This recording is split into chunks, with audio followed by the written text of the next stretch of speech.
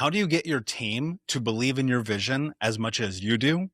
Is a question that I get asked all of the time. And the truth is, very simply put, you don't. You don't. No one is going to believe in your dream and your vision as much as you do. People ask, how do I get my team to work as hard as me? You don't.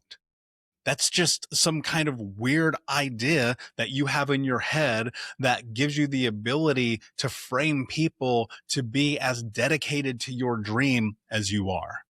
And they're not. They have their own dreams. They have their own goals. They have their own ambition. Hell, even business partners within a company may not be on the same page or have the same work ethic or drive. One of the companies I'm partners in, one of our partners literally just dipped on us. He did not have the vision. He did not have the dream. He did not have the drive. I can't expect of him to be able to go and execute at the highest level. I only expect that of myself.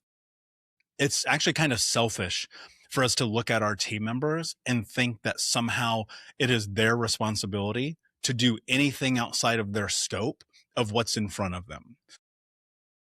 I was in corporate America when I was really young. So between 20 to 25, I worked a corporate gig, Fortune 10 company. I was making seven figures. It was absolutely nuts.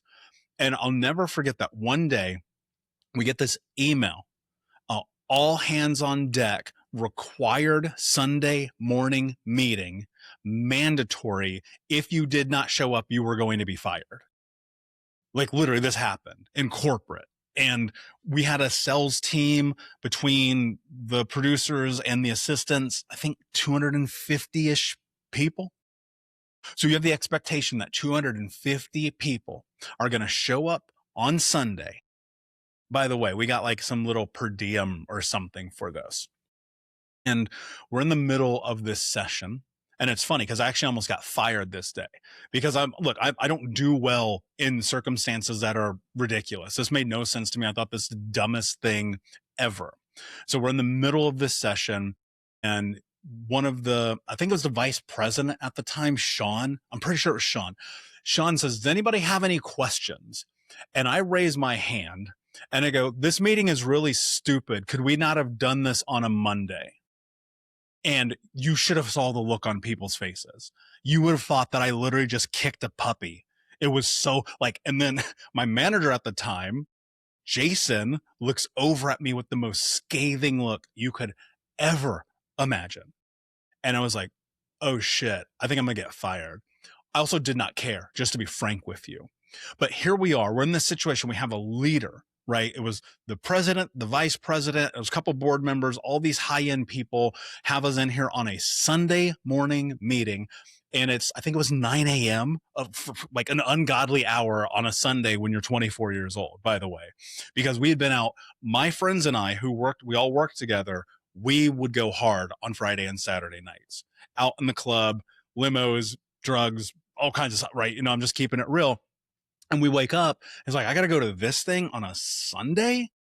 And we have this expectation as leaders that our team is going to show up and execute at the same level we are every day of the week when they are not bought in nearly as close, no matter what we do, to our dream and our vision, because it's our dream and our vision. This past Saturday and Sunday, I worked all day and all night because I have this vision. We're working on the live in-person 6 Pillars to 7 Figures conference, which, by the way, if you go to live.unbrokenbsg.com, that's live, live.unbrokenbsg.com, we actually have early bird tickets available right now for the event, which will be on June 27th. So I'm working, I'm planning, I'm building. I have zero expectation that my team is going to be working on a Sunday or Saturday night. It's just not going to happen. Or at 5:30 in the morning, or at 9 o'clock at night on a Tuesday. That is not reality. And so we have this thing driven into us where, think about this. You put your employee hat on for a moment. They're going to go, that's stupid. This isn't even my company. My daughter's quinceañera is Saturday. My husband's charity baseball game is Sunday morning. Why in the world am I going to come work at this place outside of my normal scope? You want people, here's the thing, here's the reality. You want your team more bought in to really execute all of the time to be on like you are, one, you probably have to have somebody who's maniacal like you are. That's just a reality. So you need somebody who really mimics your energy, which is incredibly difficult to find, by the way. Two, they need to be bought in a deeper sense into the company. What does that mean? Often equity. Show them that you want them there as much as they want to be there. Put it on the table. You can have 1.98% of the brand. Boom. Here you go. Buy in, right? You can have 10% of the company. I mean, if they're a rock star, you can give them 10%. Like they got to be like unbelievable, right?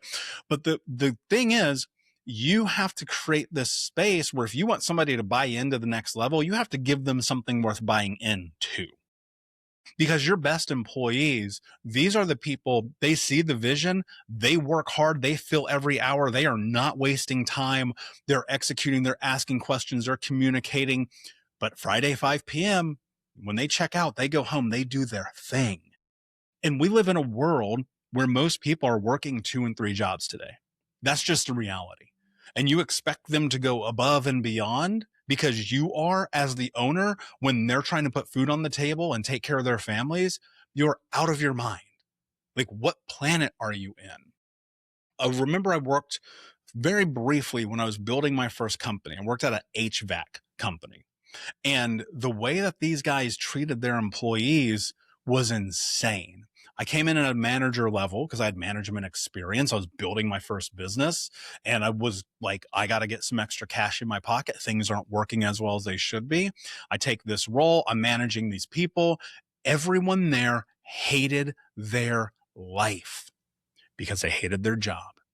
And I sat down with the owner of the company and I said, hey, man, I've been here for 2 weeks. This is what I'm seeing. This is what I noticed. This is what's going on. Now, this was probably 16 years ago. And I'm having this, maybe 15. I'm having this conversation with this guy. He could not care less. I could have been like, yo, your whole business on fire. He'd be like, whatever. It got handed to him from his father. He was just there. By week 3, I left. I was like, I cannot be a part of a culture like this. I refuse it. I'd rather just keep being broke trying to build my thing. Now, of course, eventually I did build my thing. I've had all the lessons in leadership that one could imagine, being in leadership now for 22 years. And the one thing that I know to be true across the board about this is unless your team is bought into the vision in a fiduciary capacity, they are not going to execute beyond their job scope. And you can't expect them to. And it's totally fair.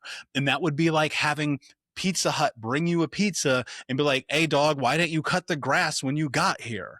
And you're like, what are you talking about, dude? My job is pizza, not cutting grass. And we put all these expectations on our team, but we don't give them anything worth competing for.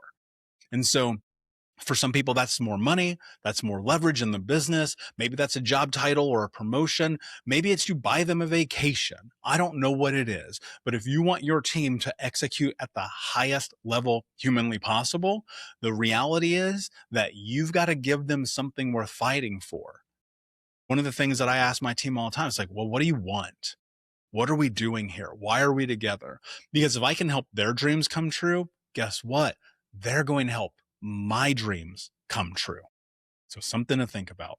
Like I mentioned, check out live.unbrokenbsg.com. We are hosting our first event June 27th in Dallas. We have 4 amazing speakers. It is the 6 pillars to a 7-figure business conference.